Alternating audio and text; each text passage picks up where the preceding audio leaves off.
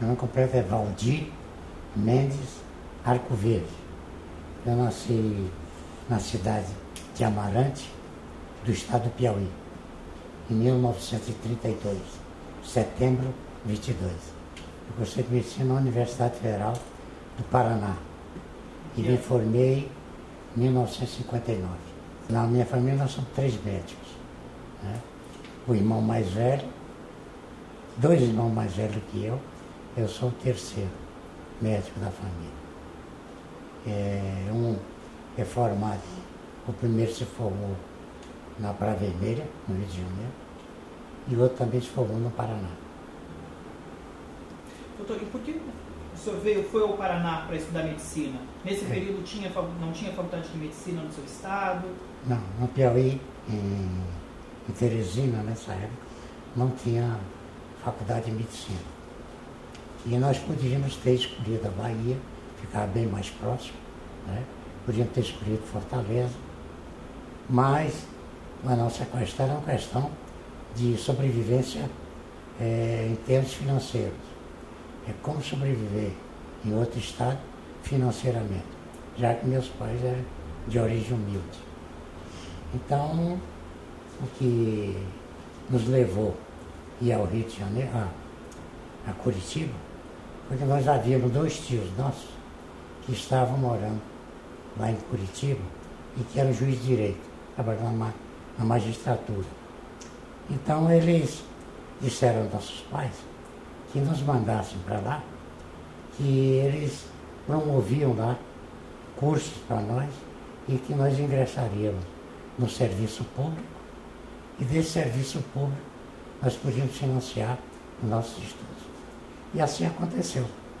Eu fui para Curitiba, fiz um curso de provador de café e depois de um certo tempo, acho que uns 6 meses depois, ingressei no Serviço Público do Estado como classificador de produto referência 15. E o interessante é que durante todo o tempo da faculdade, antes da faculdade eu estudei. Eu fiz um curso lá para poder fazer o concurso da faculdade. E durante esse período eu trabalhava das 8 ao meio-dia, das 2 às 6 horas da tarde. Então, eu só podia estudar à noite no curso. E depois do curso é que eu tinha que estudar em casa mais um pouco. Mas o mais interessante é que depois que eu me formei, quando eu estava no 3º ano de medicina, eu fiz um concurso para a Cruz Vermelha, para assistente lá na Cruz Vermelha. E consegui passar, e a Cruz Vermelha era do Estado. Então eu comecei a trabalhar no Departamento Estadual do Café, do meio-dia às 6 horas da tarde, do 1º ao 3º ano de idade, do curso de medicina. E do 3º ano em diante, eu fui para a Cruz Vermelha. Lá eu me dei muito bem, porque a maioria dos colegas que trabalhavam na Cruz Vermelha tinham famílias em Curitiba. Então não queriam trabalhar nem no sábado e nem no domingo. Então eu assumi os sábados e os domingos para trabalhar lá.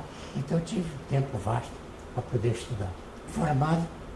Formado, eu já tinha um irmão, esse formado na Praia Vermelha, no Rio, na Federal de lá. Ele era um cirurgião reconhecidamente importante lá no Piauí. E eu fui para lá para poder fazer não só a parte clínica e cirúrgica, mas a parte de cirurgia e a parte clínica médica. Sabendo eu que voltaria aqui para o Rio Grande do Sul, aqui para o sul do país, porque naquela época eu já namorava uma moça, uma gaúcha. Eu já namorava uma gaúcha. Então eu disse, olha, eu vou ao Piauí apenas para fazer essas pós-graduações, mas eu devo retornar. Mas aconteceu um fato interessante, é que naquela época Brasília ainda estava em formação. E meu irmão mais velho, esse que é médico, ele disse, não, você vai para Brasília, acho que é muito melhor. Brasília está se formando agora, o campo vai ser muito vasto. Então eu fui para o Rio de Janeiro tentar uma vaga para ir para Brasília. Porque naquela época quem comandava todo o ingresso de pessoal em Brasília era o Israel Pinheiro, por causa da moradia e do emprego. Não existia ainda. Então eu fui para lá e trabalhei durante os 6 meses, junto ao Senado, à Câmara, naquela época funcionava tudo no Rio de Janeiro. E terminei conseguindo uma nomeação. Só que me sabotaram. Ao invés de me mandar para Brasília, me mandaram para Niterói, no Rio. E eu assumi, qualquer jeito assumi, e trabalhava no IAPB, que é o Instituto de Aposentadoria e Pensão dos Bancários. Bem, passado quase um ano, resolveu a Previdência Social no Brasil passou a ser regida por uma regência trina, uma regência, um representante do empregado, do empregador e do governo. E eles então resolveram que deveriam fazer um concurso público nacional para regularizar a situação de todos os servidores da Previdência. E fizemos o concurso, mas acreditamos nós que a maioria dos apadrinhados não deve ter passado nesse concurso e até hoje ele não foi homologado.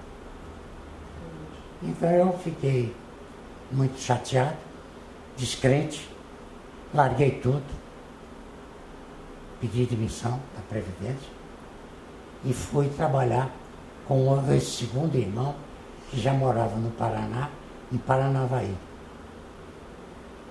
Chegando em Paranavaí, montei consultório, atendi, tinha uma clientela razoavelmente boa, mas eu notei que meu irmão, para me segurar lá, estava se prejudicando. Ele estava jogando clientela dele para mim. E eu achei que, como eu já namorava uma gaúcha, que morava em Porto Alegre, eu digo, olha, sabe de uma coisa? Eu vou ir embora para Porto Alegre. Aí conversei com meu irmão, saí de uma boa, e então vim para Porto Alegre. E aí aconteceu um fato realmente extraordinário. Chegando aqui, conhecia absolutamente ninguém.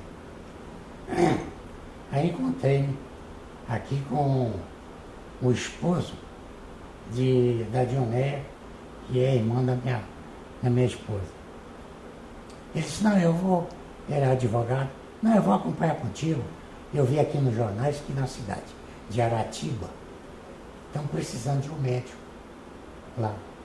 Então vamos pegar o ônibus, vamos a Erechim, e de Erechim então, é pertinho, a gente vai para Aratiba.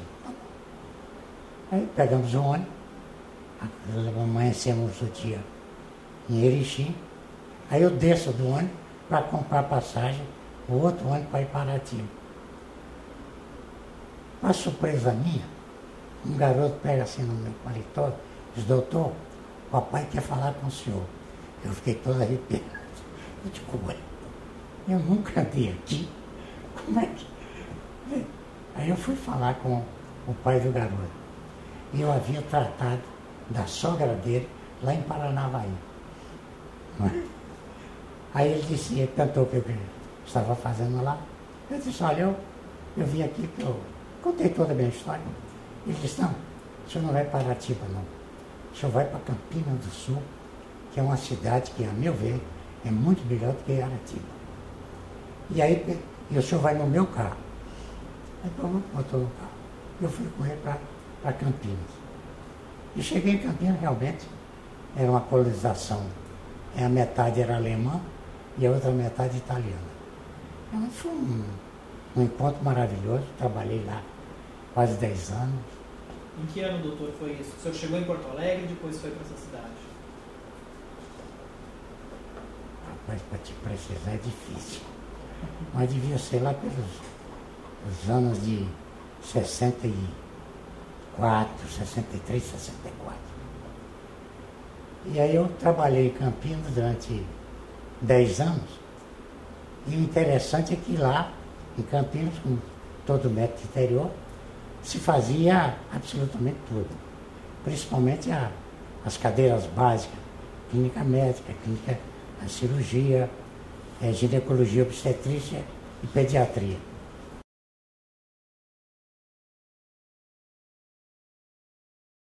Mas um dia me apareceu nas mãos, e chegaram, não sei nem que por internet quem, um folhetinho da Organização Mundial da Saúde, mostrando as questões ligadas à promoção da saúde e à prevenção das doenças. Mostrando realmente que a gente podia tratar uma população inteira, em vez de tratar um indivíduo. Aí eu fiquei realmente inoculado, não é, com a vacina da saúde pública. A partir desse dia eu comecei a pensar em sair de Campinas do Sul, por 2 motivos. Primeiro, para realmente buscar conhecimentos a respeito da área de saúde pública. E segundo, é que eu via que meus 3 filhos já estavam, meus 2 filhos naquela época, estavam já chegando à idade de estudos, e que em Campinas não oferecia um lugar mais adequado. Então eu resolvi sair de lá e vir para Porto Alegre, já a convite do Dr. Paulo Chaves, que era um dentista, mas de uma formação de saúde pública realmente extraordinária, não é? E tinha um outro colega, na época, que era o Dr. Jorge Alsanay, que era um laboratorista, mas um cara vibrante, um intelectual de primeira linha. Então o Dr. Paulo Chaves me perguntou aqui na Secretaria da Saúde por que realmente eu queria trabalhar no nível central. Aí eu disse para ele o seguinte: olha, Paulo, eu tive uma experiência lá com relação à saúde pública que realmente me encantou. Eu tinha problemas de varíola e tinha problemas com relação à difteria. Eu fazia, pelo menos durante o ano, umas 10 traqueotomias nas crianças, com introdução de cânula, por causa da difteria. E depois que eu vacinei todos eles, eu não tive mais nem varíola e nem o croup. Aí ele disse assim: vem cá, mas se para isso, o que é que você precisa? Eu preciso, me transfira para cá e vamos verificar como é que a gente acerta isso para me fazer um curso de saúde pública. E aí começamos os 3 a trabalhar aqui, o Alsanay, Paulo Chaves e eu, que foi o núcleo inicial de toda essa grande transformação que houve na Secretaria de Saúde, graças a elementos como Germano Bonobo, Clóvis Heitor Tigre, Moacir Sclia, né? E tantos outros colegas, o Fischer, Cláudio Marco da Silveira, Fiuza, o Taquaraçu Fiuza, Hernani Pinto Bandarra. Então, nós formamos um grupo muito grande aqui, que realmente tentamos revolucionar a saúde pública aqui no Rio Grande do Sul. No início nós tivemos algumas grandes dificuldades, não é? Principalmente porque a secretaria, naquela época, os marcos doutrinários dela não estavam bem estabelecidos, não é? O diagnóstico de saúde praticamente não existia. Quem tinha noção do que se passava em termos de saúde aqui no Rio Grande do Sul eram as universidades, que sabiam parcialmente das histórias, mas a Secretaria da Saúde não tinha informações suficientes para fazer um diagnóstico de situação. Ao mesmo tempo, a gente verificava que a Secretaria não tinha estabelecido as suas prioridades. O que era prioridade em função não só dos recursos financeiros, mas principalmente dos recursos humanos disponíveis e da tecnologia também. A gente observava isso claramente. E observava que a prestação de serviço, digamos assim, havia uma mal operacionalidade das ações, não é? Com desperdício de recursos, descoordenação das ações, não é? Enfim, o nível organizacional do nível central, regional e local estava muito a desejar. Então, se agrupou toda essa... nós éramos 12 a 14 colegas, né? E aí começamos realmente a trabalhar, a fazer cursos, a fim de formular um plano estratégico. Doutor, só para a gente situar também o tempo, as pessoas que vão assistir depois a sua fala, em que ano mais ou menos foi seu retorno então para Porto Alegre, o início desse trabalho? E quem é que estava na Secretaria de Saúde nesse período? O senhor recorda? A impressão que eu tenho... Paulo Chaves era Marcos Pereira. Marcos Pereira. Professor Marcos Pereira. Era o secretário de saúde. Era o secretário de saúde, professor Marcos Pereira. Um belíssimo, uma alma humana espetacular, né?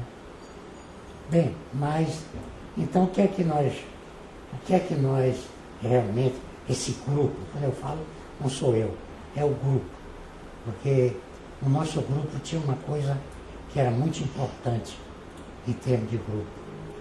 Nós reunimos para discutir determinados assuntos e o que a maioria dissesse, a partir dali se contemplava o que a maioria percebia. Qualquer outra pessoa que viesse de fora jamais saberia que houve realmente uma dissonância qualquer no nosso grupo. Era realmente um grupo muito unido, coeso, sério, não é? Não tinha perspectivas políticas. Era apenas de bem servir o Estado e a população. E face a isso é que nós buscamos, como não existia um instrumento aqui capaz de agilizar todo esse processo nosso, administrativo, burocrático, e também com tecnologias. Aí nós começamos, o grupo começou a pensar o que é que nós deveríamos importar para o Rio Grande do Sul que fosse capaz de fazer essa grande transformação em termos da produtividade do serviço e da resolubilidade das ações. Aí nós buscamos realmente um convênio com a Fundação CESP, que é uma fundação de direito pública, mas de direito privado, subordinada ao Ministério da Saúde, que tinha uma larga experiência no país, porque os servidores dela tinham uma particularidade. Eles trabalhavam em tempo integral com dedicação exclusiva. E assim nós fizemos esse convênio, o governo do Estado fez esse convênio com a Fundação CESP, e nós viemos então a trabalhar em tempo integral com dedicação exclusiva, como se servidores da Fundação CESP nós fôssemos. Nós éramos cedidos àquela fundação. E ao fazer essa fundação, ao trazermos esse convênio para cá, aí é que se definiu claramente alguns horizontes importantes para que nós pudéssemos transformar a realidade da saúde pública do Rio Grande do Sul. E é aí que se criou a unidade de planejamento estratégico, a unidade de vigilância epidemiológica, que era subordinada ao doutor Tigre, né? A unidade de informática, com Hernando Bento Pandar, estatística com Caminha, educação para a saúde, com Moacir Clia. O que mais, irmão? Escola de Saúde Pública. A Escola Pública, com Jorge Afsanay. Eu fiquei na unidade de planejamento do Sul, e o Germano, ele foi colocado como, era diretor-geral naquela época. A direção geral era dividida em supervisão técnica e supervisão administrativa. A parte técnica aqui, a parte administrativa aqui. A parte administrativa era o Salzano. É verdade. E a técnica era você. Tá? Então, com esse grupo, nós fomos capazes realmente de imprimir transformações enormes, inclusive na própria rede de prestação de serviços. As informações, todas nossas, foram computatorizadas. Foi a primeira vez que na saúde pública do Rio Grande do Sul nós tivemos dados de mortalidade de todo o estado do Rio Grande do Sul. Quando ele diz assim, nós tivemos, o trabalho é gigantesco para se ter essas informações. Primeiro, para padronizar o atestado de óbito, o preenchimento do atestado de óbito. Porque o atestado de óbito era preenchido das maneiras mais díspares possíveis. Então, tivemos que dar curso através da escola, como preencher corretamente um atestado de óbito. Depois, trazer esse atestado de óbito e botar dentro de um sistema informático. E nós tivemos, o primeiro grande computador que nós tivemos aqui, era um computador da IBM, /3, se lembra?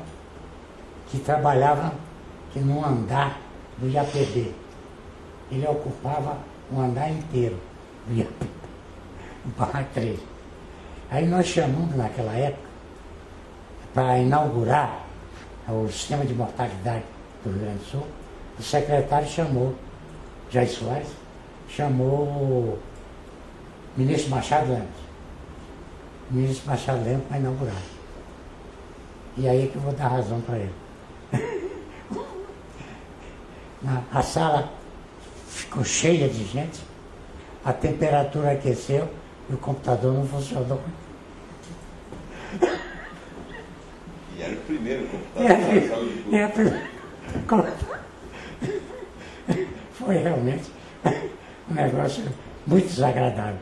Mas o ministro compreendeu perfeitamente que foi por aquecimento do ambiente com muita gente.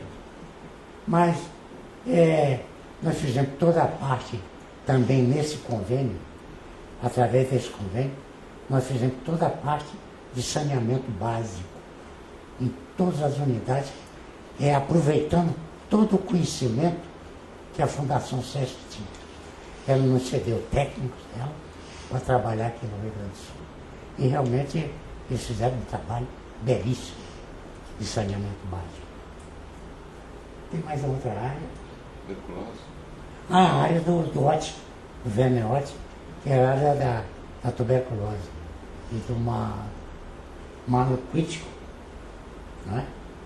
Que era nos encarregado da área de tuberculose.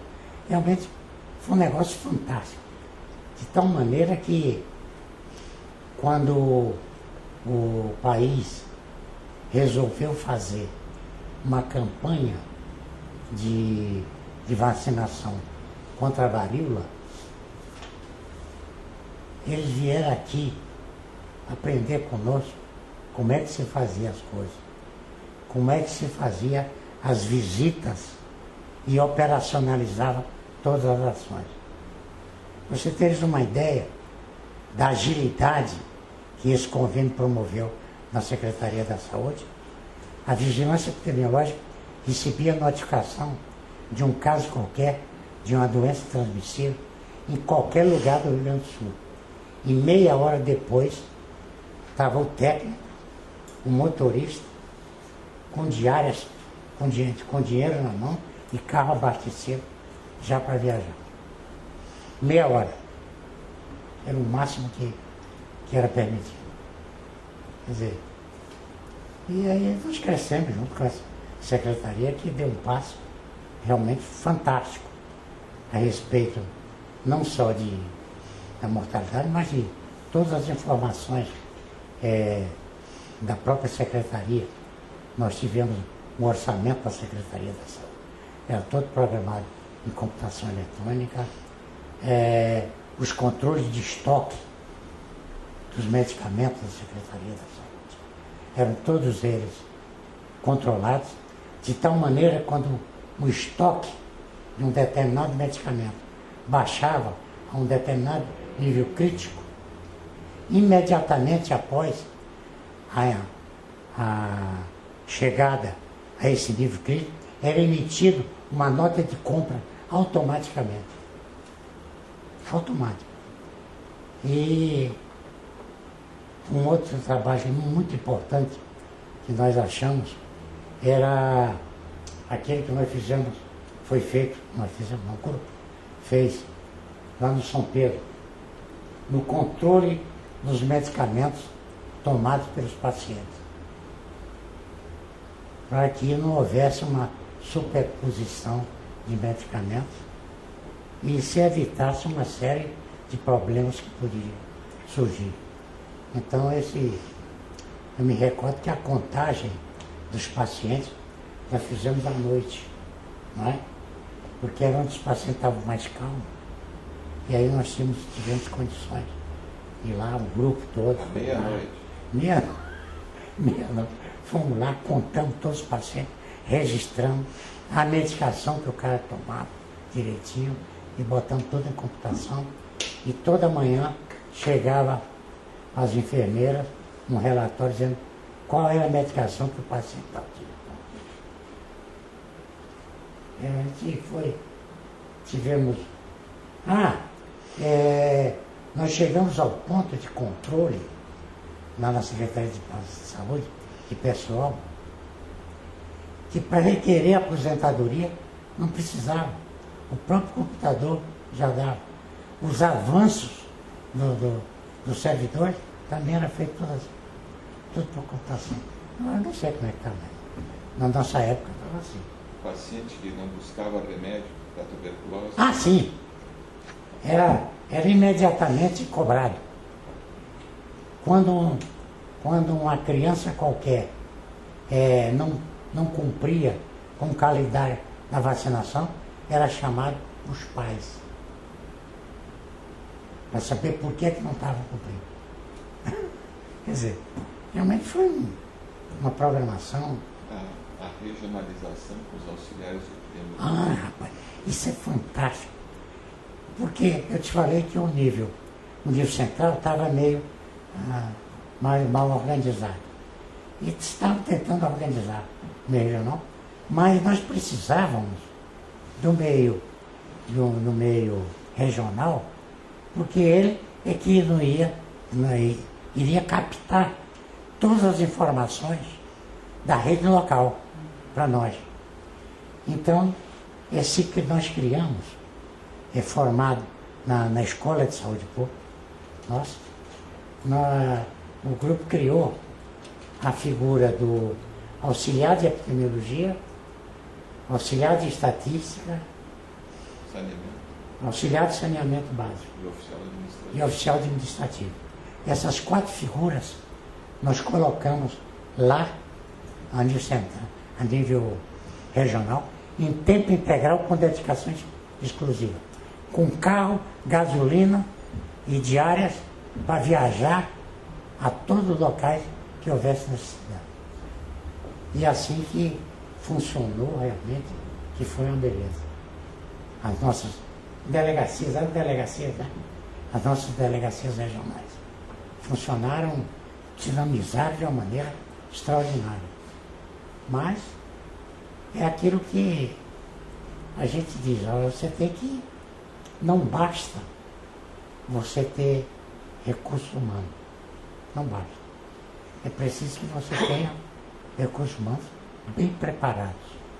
Muito bem preparados. E isso a escola de saúde pública fazia com nós. Não é? Fazia que era de uma maneira extraordinária. Preparou todo esse nosso pessoal durante um período muito longo.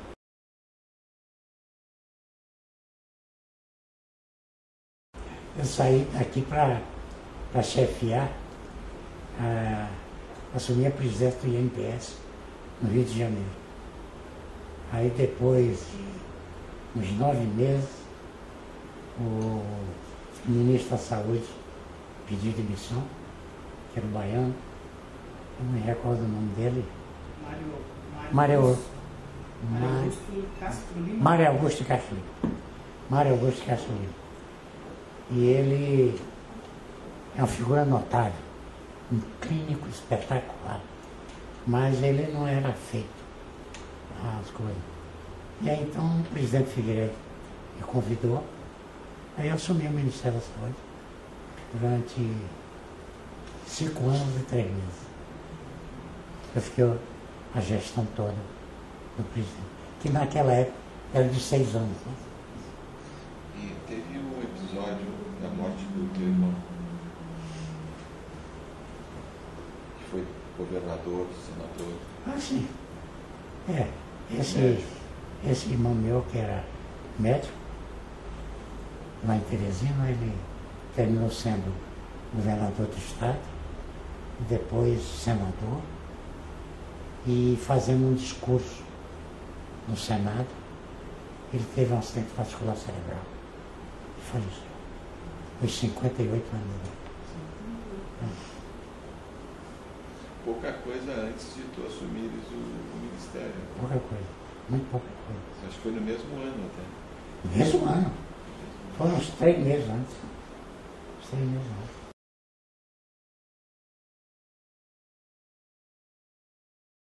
Fala um pouco sobre a questão do Dia Nacional de Vacinação contra a Paralisia Infantil. Eu acho que é um marco na história do país. Quando nós assumimos o Ministério da Saúde, havia começado uma epidemia de poliomielite no norte do país e que já havia chegado ao Paraná e Santa Catarina. E nós nos preocupávamos, porque já tínhamos aquela experiência em Campina do Sul, dos jeitos de vacinar a população. Você não precisava tomar nenhuma outra medida, porque a população estava protegida. Bem, quando nós assumimos, nós resolvemos, então, baseado nessa experiência, também aqui da Secretaria da Saúde, nós resolvemos, então, começar a buscar elementos para que pudéssemos fazer, a nível nacional, um programa de imunização, naquela época, voltada para a poliomielite. Aquilo é de uma complexidade gigantesca para se fazer isso. Primeiro, quando nós estávamos sob um fogo cruzado da imprensa, recém-entrado no Ministério da Saúde, e um fogo cruzado intenso, não é? Da imprensa, cobrando das autoridades alguma ação de controle da poliomielite. Com toda razão, isso é natural. E nessa incandescência, não é, das ações, vem o Dr. Seib aqui no Brasil, e que foi o homem que descobriu a vacina oral, que é a vacina injetável, o Dr. Salto. Ele esteve, através da Rede Manchete, ele veio aqui, veio ao Ministério da Saúde, lá em Brasília, conversar comigo. E na oportunidade, nós tivemos discutindo muito a respeito do que fazer de imediato. O que fazer de imediato. O doutor Seib, ele defendia que nós deveríamos importar. Chamavam naquela época, são respiradores artificiais, mas naquela época chamavam pulmão de aço. Pulmão de aço. Que nós devíamos importar uma quantidade X qualquer de pulmões de aço para que nós pudéssemos atender os casos de paralisia. E eu e o grupo do Ministério achávamos, ao contrário, que nós deveríamos, isso sim, era de buscar meios e modos de como controlar a doença para que os fatos não se repetissem. Aí houve realmente um certo mal-estar entre o Dr. Seib e as políticas que estavam sendo adotadas pelo Ministério da Saúde, mas felizmente o governo, na época, me deu toda a razão, e não só a razão, mas me deu o apoio financeiro para que eu pudesse executar. E o grande problema naquela época, nós tínhamos alguns grandes problemas.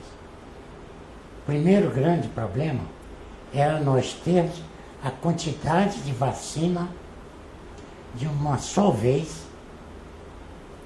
aqui no país. Que as vacinas eram fabricadas principalmente na Bélgica, não é? Mas eram de pequenas, a pedidos pequenos dos países. Todo mundo pedia pequenas quantidades. E nós estávamos pedindo 25 milhões de doses de vacina. A segunda grande dificuldade era como trazer essas vacinas em avião. Porque elas vinham sobre gelo, e o gelo desenvolvia determinados gases e não dava para ser em grande quantidade.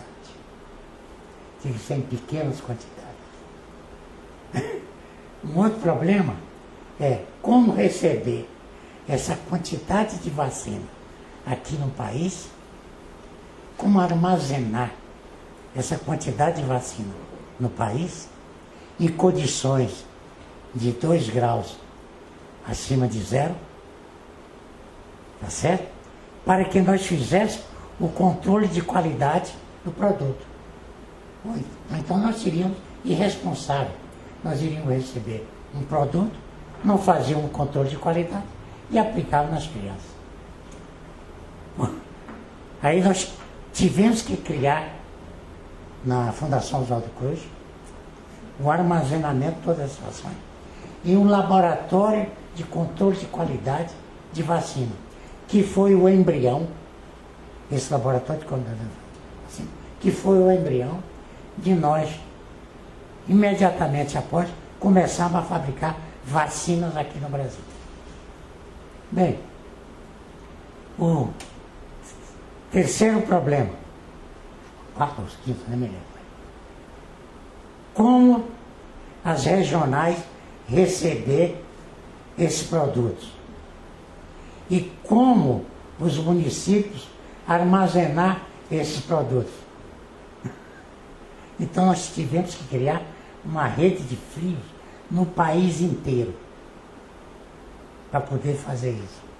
Bem, dito isso, fizemos uma campanha de vacinação, foi realmente coberta de êxito, vacinamos 95%. 3 anos depois, a poliomielite desapareceu do país, mas tem uma passagem muito interessante, nesse primeiro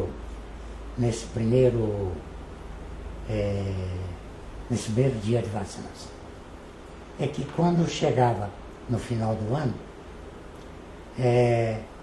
as principais cabeças dos ministérios iriam lá com seus assessores cumprimentar o presidente por época do Natal. E quando eu levei o nosso grupo lá para cumprimentar o presidente Figueiredo, ele virou-se para mim e disse: Arcoveiro, tu sabe de onde é que eu vim agora? O presidente, eu não tenho a mínima ideia. Ele diz: eu vim do almoço com os militares. Tu sabes qual foi a conversa que se passou por lá? Presidente, também não sei. Ele disse: como é que o Ministério da Saúde conseguiu fazer toda essa estratégia de vacinação? Os militares não entenderam. Foi essa. Isso tem, então, origem do Dia Nacional de Vacinação. Nasceu aí. E aí teve, eu era secretário aqui, teve o envolvimento de toda a comunidade, clubes de serviço, forças armadas, igreja. Foi todo mundo para lá. Você já foi 81? 81. 81. Acho que já foi em 80. 79 assumi, acho que já foi em 80. 80, 81, 82, 84. E aí nós fizemos outros programas importantes que eu acho que nós fizemos no Ministério da Saúde. Foi o programa de aleitamento materno, que até hoje está aí. Programa de assistência integral à saúde da mulher e da criança. Esse programa de aleitamento materno, nós fizemos um concurso de fotografia. Eu me lembro. E essas fotografias, 4 ou 5, estão sendo expostas lá no Museu da História da Medicina, hoje, que tem a segunda exposição, As Faces da Saúde. 10 fotos. 10 fotos. 10 fotos. Tem uma passagem muito interessante. O ministro Hélio Jardim de Matos, que era da aeronáutica naquela época, nós estávamos na base, lá no Rio de Janeiro, esperando o avião, os ministros lá com o presidente. E chegou a hora do programa do aleitamento materno, em que tinha uma artista dessa, não me lembro qual delas, amamentando a criança, né? Aí o Délio virou-se para o presidente: presidente, começou o programa de pornografia do Ministério da Saúde.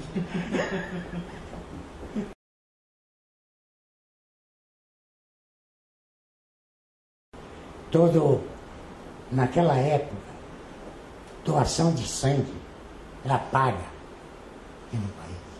Não existia hemocentro. Nós criamos no país inteiro hemocentro.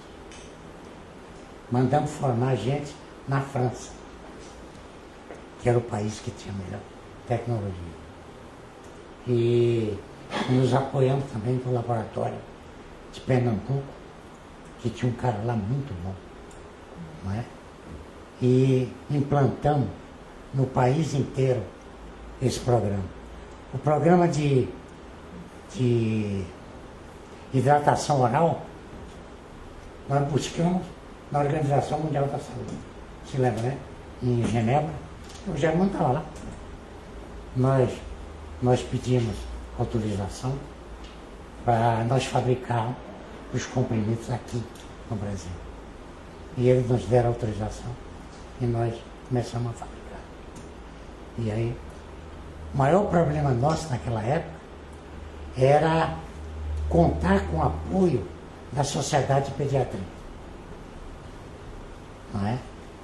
Então, como existia na Colômbia um trabalho simplesmente fantástico a esse respeito de hidratação oral de criança, nós conversamos com o presidente lá da Sociedade Brasileira de Pediatria e patrocinamos viagens de alguns pediatras para a Colômbia para eles observarem como realmente acontecia. E aí é que nós introduzimos toda essa parte de e oral. Fizemos também, que até hoje funciona, a hidratação do sal para regiões centrais do país, onde dominava o bosque endêmico. Não é? E tivemos um problema até sério com o Tribunal de Contas, porque as salineiras não queriam comprar os equipamentos, porque aquilo ia aumentar o custo do sal. Então nós, o Ministério da Saúde, nos propusemos a comprar os equipamentos para fazer a hidratação do sal. E aí quando vamos prestar conta ao tribunal, eles rejeitaram. Aí nós fomos lá, explicamos para os caras e mostramos para eles que aquilo, o iodo no sal, funcionava como funciona uma vacina contra o bóxio, que graçava no país inteiro, principalmente no Brasil Central. E aí eles aceitaram, me pediram até desculpa.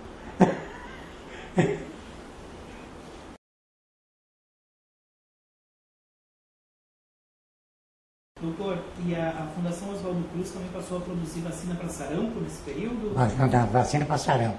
Nós foi com uma tecnologia, inicialmente, uma tecnologia japonesa.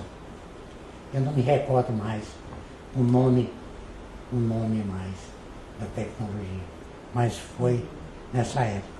E também nos programas de imunização e vacinação, nós já começamos a introduzir também outras vacinas. Doutor, o senhor falou então sobre mandou o pessoal para a França, essa tecnologia de vacinas do Japão, o outro país que liberou para fazer aqui os comprimidos, os remédios. A ONU. Não, Organização Mundial da a ONU. Essa questão que hoje nos fala muito de quebra de patentes, nesse período as coisas eram mais tranquilas? Essa ajuda? Não, era mais tranquilo. Era mais tranquilo. Eu sempre fui um bom negociador. Eu nunca cheguei a bater de frente. Quando eu resolvi fazer uma campanha, e hoje até o Dia Nacional contra o Tabagismo, eu não bati de frente com a indústria do tabagismo. Eu fui lá e expliquei a situação.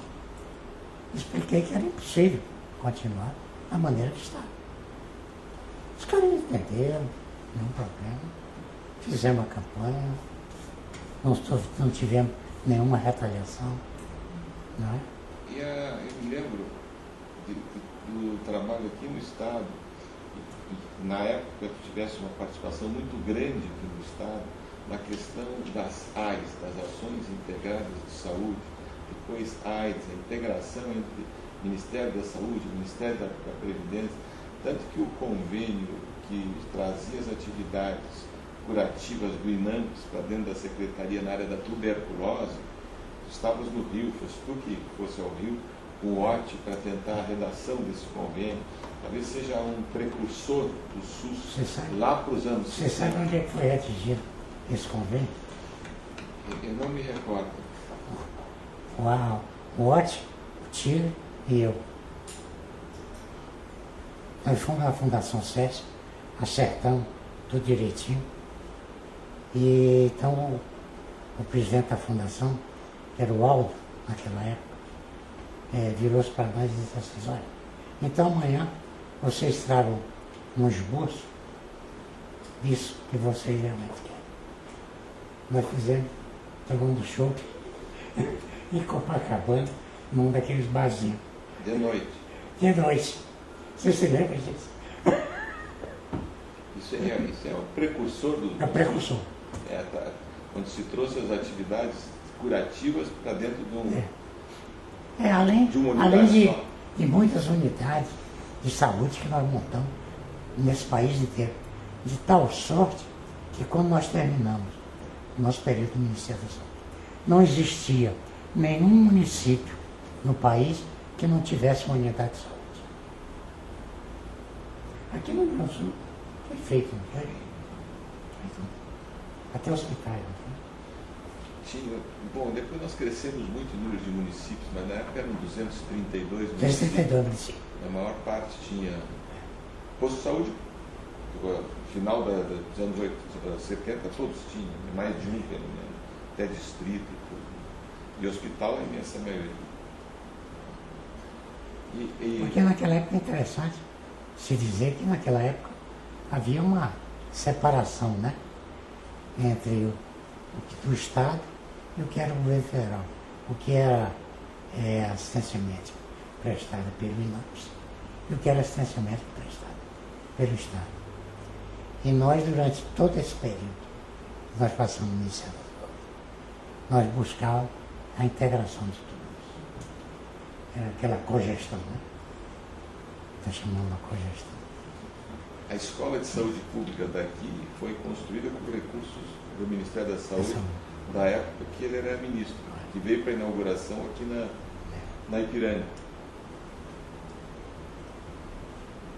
Foi um período realmente muito fértil esse Ministério da Saúde, aqui no Rio Grande do Sul. Tem outro ponto que é internacional, aquele trabalho político que foi feito para colocar o Carlyle. Ah, pois é, nós precisávamos realmente ter um apoio maior desses organismos internacionais que trabalham com saúde. A Organização Pan-Americana e a Organização Mundial da Saúde, que são órgãos da ONU.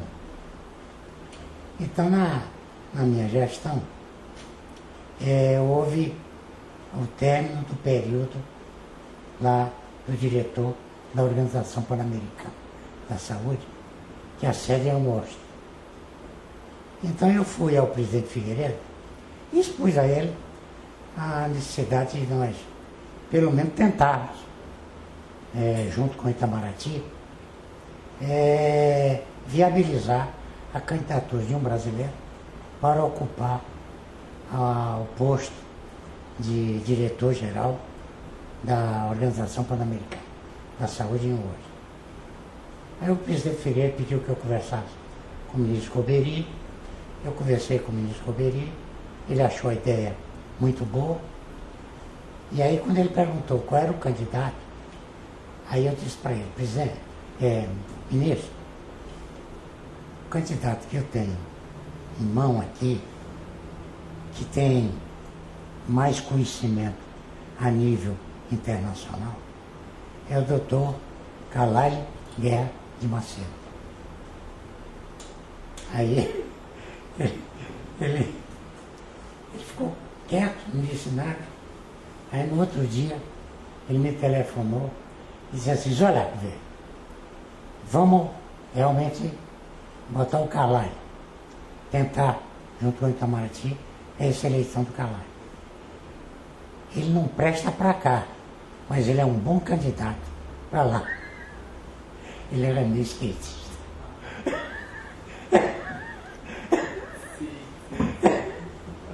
E aí nós começamos a trabalhar junto ao Itamaraty, trabalhamos esses países aqui na América Latina toda. Surgiu um candidato importantíssimo, gente muito boa, que era lá do Peru, o nome dele? Terrada, doutor Terrada de Rivera. O Terrada. Mas nós terminamos mostrando ao Terrada que, pelos apontamentos que nós tínhamos junto com o Itamaraty, de compromisso de votos do país, ele deveria retirar a candidatura dele, porque ele teria uma derrota favorosa. Ele não quis tirar. Ele não quis tirar esse voto. E nós fomos para a eleição. Realmente elegemos o Carlyle para 4 anos como diretor da organização. Então nós tínhamos lá o apoio de Washington, tinha o apoio de Genebra, que era o... o Rafa Mahler. O Mahler, e tínhamos apoio aqui do Brasil, da Organização Pan-Americana, porque o candidato era indicado por nós. Não é? Então, realmente, foi uma integração muito boa que nós tivemos com os organismos internacionais. E que trouxe muitos frutos para o país. É curioso que ele não referiu, foi que no início da campanha, quando se pensou em botar alguém em Washington, chefiando o escritório da OPAS, ele pensou no Terrada. E nós fomos falar com o Terrada, peruano, e ele não aceitou. Em Genebra. Genebra. E ele não aceitou. Não aceitou. É verdade, mãe. Eu havia esquecido. Nós almoçamos com ele. E disse, Terrada, se você se candidatar, nós garantimos o voto no Brasil. E ele disse, não vou. Depois ele voltou atrás. Depois ele voltou. Eu digo, agora somos nós. Agora é tarde. É verdade. Eu havia esquecido.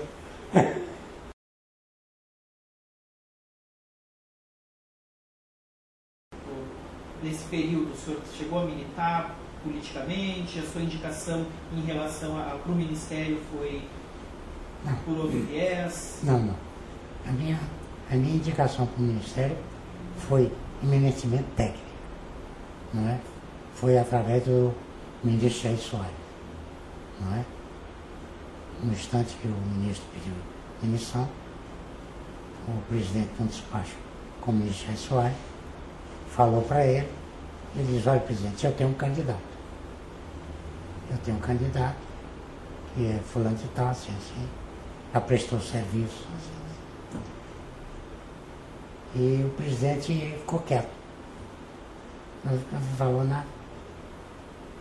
E em seguida, o presidente foi despachar com o ministro Petrônio Portela, que era da Justiça, né? Era ministro da Justiça. Aí o presidente falou, porque ele tinha dito, esse cara é do Piauí. E o presidente sabia que o Petrônio era do Piauí. Aí disse, Petrônio, você conhece esse cara? Ele disse, eu assino embaixo. E aí, minha nomeação foi exatamente dessa maneira.